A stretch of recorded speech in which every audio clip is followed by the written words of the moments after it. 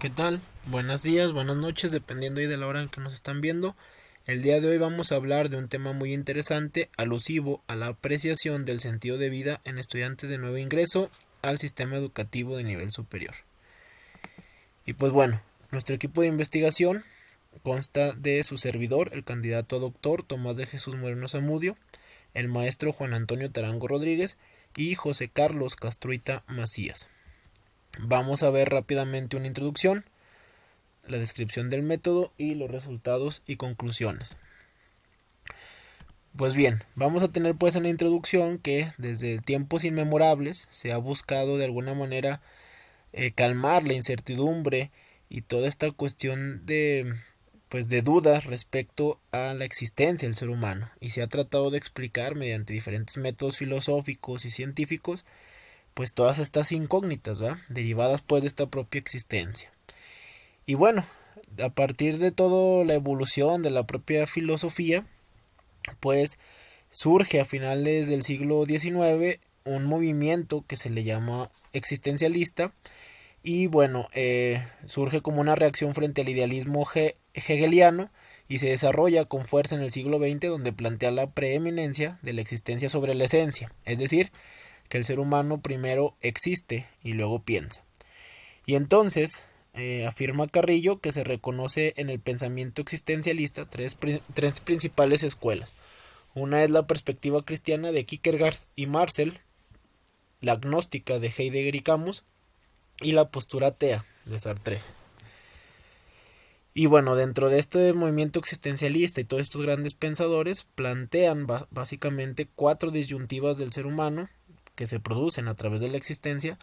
Y bueno, esas disyuntivas yacen en la angustia ante la muerte, asumir la libertad, el aislamiento y el propio sentido de vida. Entonces, a partir de estas incertidumbres de poder llevar a cabo estas disyuntivas existenciales, es como empieza a fundamentar la propia conciencia de la existencia de los sujetos, y con ello la libertad de poder decidir qué hacer. Y en este descubrimiento del qué hacer, del qué puede hacer útil al sujeto, de lo que le da precisamente esa causa a su existencia, podemos encontrar el sentido de vida. Y entonces el sentido de vida, desde el punto de vista de Viktor Frankl, es único en cada persona. Cada ser humano está llamado a realizar su sentido de vida y no hay nadie que pueda hacerlo por él. Y esto lo deja muy claro con las palabras que él afirmó, y diciendo lo siguiente: en última instancia, nadie puede ser reemplazado en virtud de la singularidad de la esencia de cada hombre. Y entonces esta cuestión del sentido de vida vamos a encontrarla muy importante que se desarrolle en estudiantes que apenas van entrando a la etapa universitaria y que acaban de ingresar, ¿va? ¿Por qué? Porque pues se van adquiriendo o se requiere adquirir diferentes responsabilidades, aspiraciones y planeaciones de vida de diferente índole, ¿va? Y se va trazando pues esta cuestión. Y entonces, desde la perspectiva de Ramírez, pues tenemos también que el sentido de vida se convierte en una orientación personal de la propia vida, la cual puede expresarse como la dirección hacia una meta u objetivo. Y esto es lo que básicamente tenemos que investigar en estos estudiantes que acaban de ingresar, para que no deserten o para que no haya otro fenómeno relacionado a estas cuestiones. Y entonces, para poder nosotros investigar esa cuestión, utilizamos un inventario del sentido de vida, también conocido como el PIL Test. Y bueno, este cuestionario básicamente tiene como objetivo detectar el vacío existencial y el sentido de vida a nivel general. Consta de 20 ítems con base en una escala tipo Likert, de 1 a 7 para cada ítem, y se suman los valores numéricos que el sujeto selecciona. Básicamente se pueden medir 4 factores. Uno es la percepción del sentido, otra es la experiencia del sentido, las metas y tareas, y la dialéctica entre el destino y la libertad.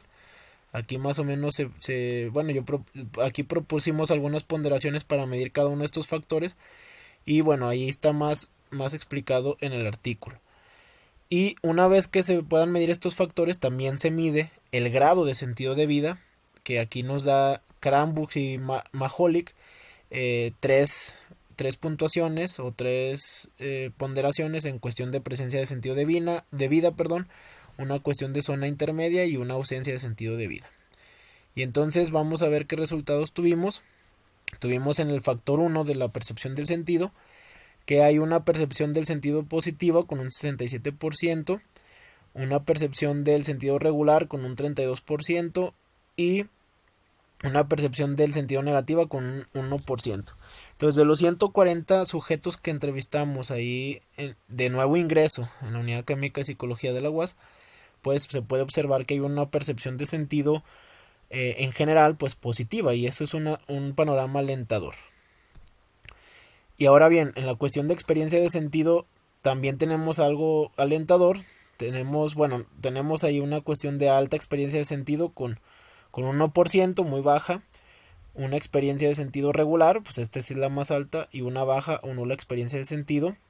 Y que bueno, esto nos indica que más o menos ahí hay una buena experiencia de sentido. Sin embargo, tenemos que trabajar para que se oriente más a la cuestión de la alta, ¿va? Y que no existan esas fluctuaciones. Y en la cuestión de metas y tareas, tenemos ahí la alta definición de metas y tareas con un 29%. Tenemos definición regular de metas y tareas con un 71%. Y una baja definición de metas y tareas pues que no existe. Entonces, en cuestión de metas y tareas están bien los sujetos, pero esto no significa que no se puedan potencializar. Acuérdense que nos debemos guiar más por la cuestión de la alta definición de metas y tareas y no tanto lo regular.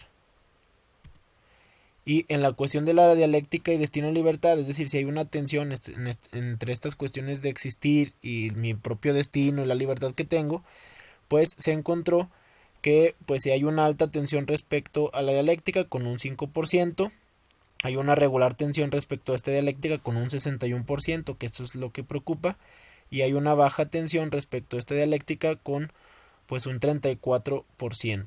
¿Sí? Entonces, si se fijan, pues si existe la tensión, ahí es donde se tiene que trabajar con diferentes cuestiones pues inclusive de la logoterapia y el sentido de vida. Y vamos a encontrar también que el grado de sentido de vida, precisamente basándonos en las ponderaciones que ya se han abordado en el apartado del instrumento, se hizo la sumatoria de cada una de las respuestas por persona, en donde el panorama general respecto al sentido de vida muestra que hay mucho trabajo por hacer. ¿Por qué? Bueno, porque fíjense, tenemos un 62% en zona intermedia de sentido de vida, una ausencia de sentido de vida de un 31%, que eso sí preocupa, y solamente un 7% de los 140 sujetos entrevistados que tienen esta presencia de sentido de vida ya bien definida. Y entonces, como se observa en la presente investigación, hay un porcentaje aceptable en cuanto a percepción y motivación del sentido de vida dentro de los encuestados, pero a partir de la experiencia del sentido en adelante hay demasiada indecisión, no teniéndose muy claras en un porcentaje considerable de estos estudiantes las metas y sobre todo un buen grado de sentido de vida. Entonces este panorama nos sugiere que se requiere trabajar para concientizar a nuestra juventud de que tener un sentido de vida es aliciente para poder vivir una vida más productiva y sana.